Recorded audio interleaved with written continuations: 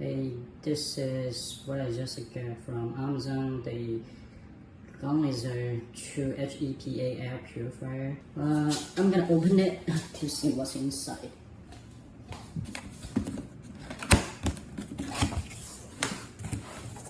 Well, let's say a quick guide and customer support.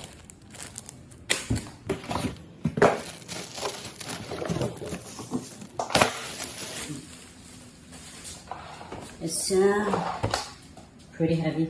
I don't want to lift it with one hand. Let's first use. Be sure to remove the plastic bag that holds the filter element.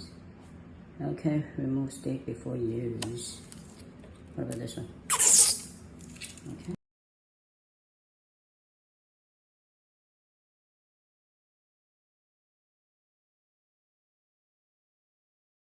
I just flipped it over to remove the cover, the filter, and to okay, remove it.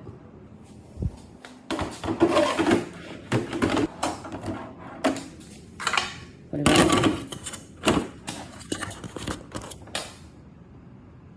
Now it's ready to use.